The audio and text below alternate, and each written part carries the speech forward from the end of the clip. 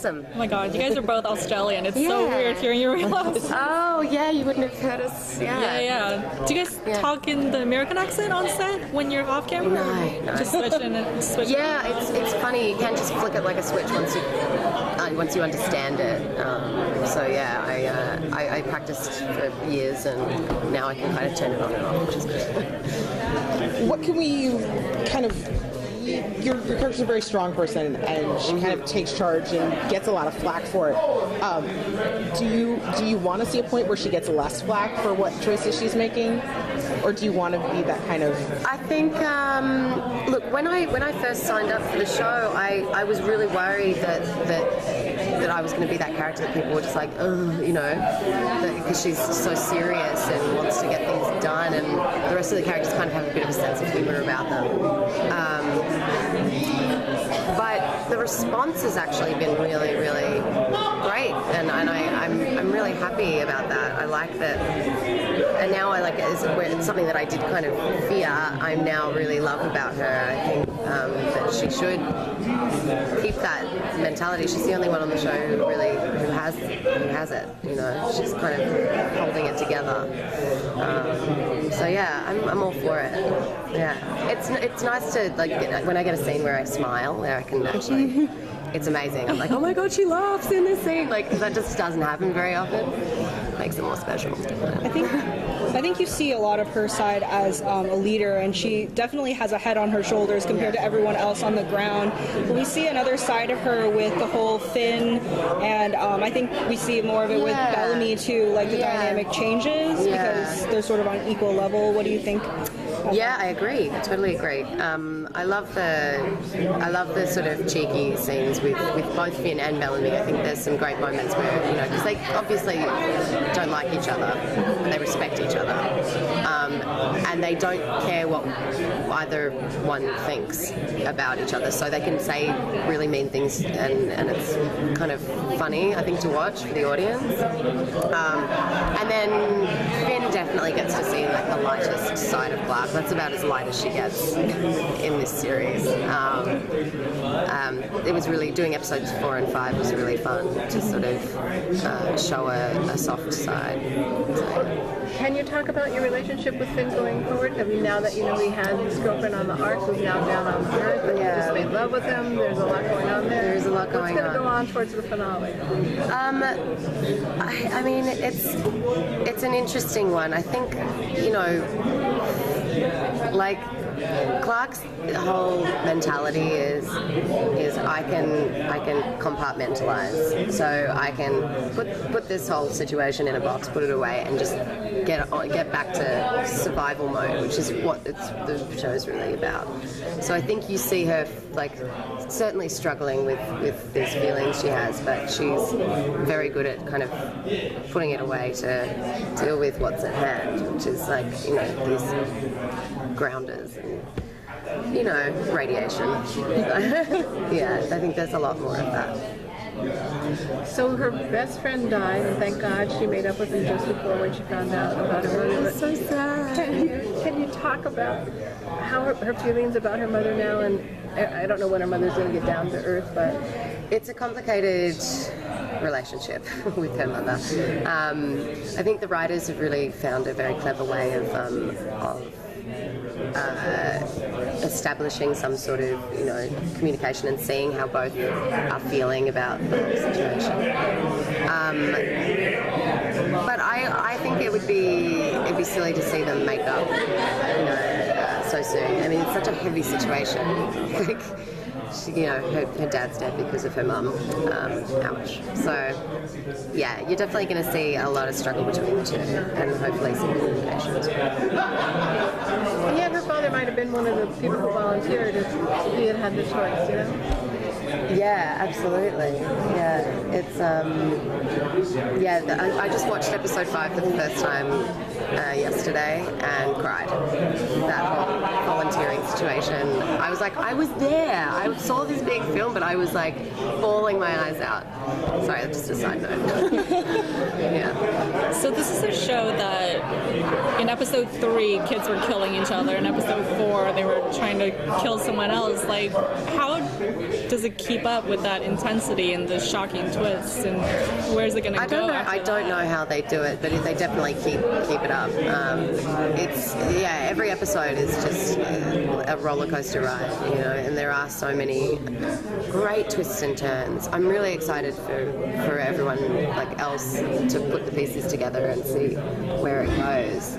I guess that's a question for the amazing brains that are the writers. I don't know how they do it, but I love getting the scripts every week and like, you know, and that's so cool being able to work on a show where I literally care about the characters and want to know what happens next. It's pretty cool. So, you mentioned that Clark compartmentalizes a lot of things, and I think as the show goes on, more intense things seem to be happening that she might start breaking down. Will we see her sort of not be able to compartmentalize things anymore?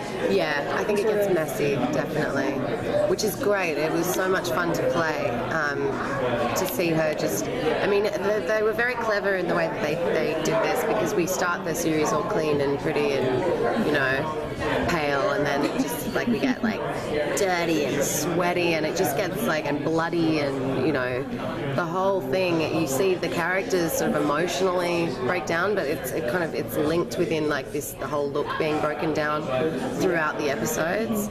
I think they were very clever in doing that, and it definitely helped me as an actor.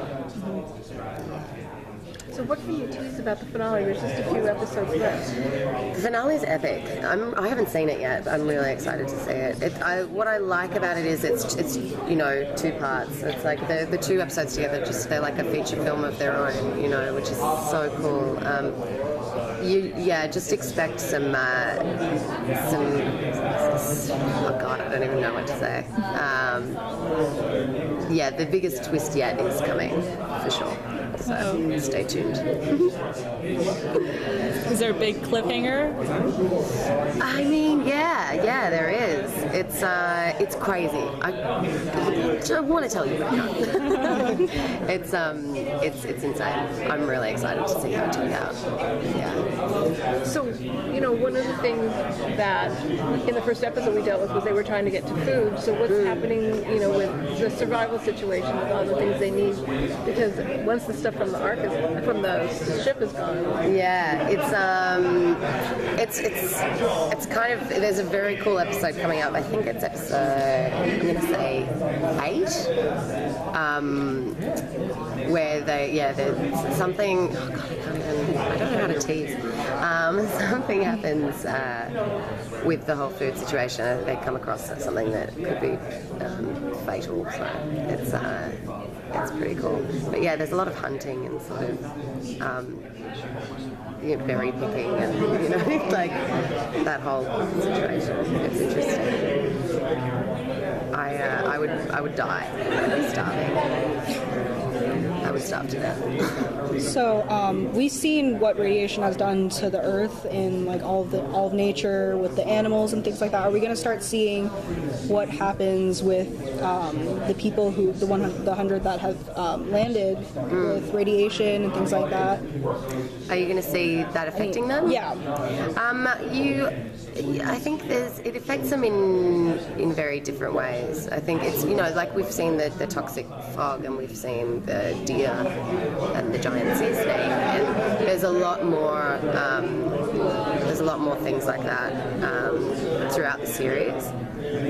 But there is definitely, I think episode 10, which is one of my favourites, I can't wait for people to see it, their conditions definitely affect them. That's all I can say. So far it's pretty much been about just trying to survive. Is it going to move beyond that at any point, like to a bigger picture, like how do we build a society? Like how do we rebuild a society now that we know we're safe, basically? Or are they still pretty much busy trying to survive during the first season? I think that like they don't really get a second to kind of to go, okay, this is what we're all going to have jobs now. We're going to do, because there's just so much crazy shit going on. And I think it would be lovely to see them like actually kind of to see some sort of pecking order and society and jobs and maybe even like a warm place to sleep. Would be great. I guess you do see the campground go up quite a lot though. You see like the wall go up and like little tents being made out of parachutes and that sort of thing at the very beginning, but then it just kind of falls to there's a lot going on. Yeah. Cool. Thank you. Thank you. No, I was going to ask you what's the biggest difference to you from working at home and working here? There's a lot of differences. It's just on a much bigger scale, I think. When I first got to Vancouver to shoot the pilot, I was like, oh, I've been doing this for like 15 years. I'm gonna, like, been working in TV since I was a kid. I was like, I'm gonna be fine. No, it's completely different. It's just like there's so much more going on. It's there's a lot more money. There's a lot more crew. There's a lot more. It's a lot more hands-on and professional, which I found quite intimidating to begin with. But I think I've got a hang of it now. Is there anything you really miss? Vegemite. Which we totally cannot understand. Yeah, no, I know. I don't ask it. I've been trying to get my American friends to try it, but they won't. So I've given up. Thank you. Thank you very much.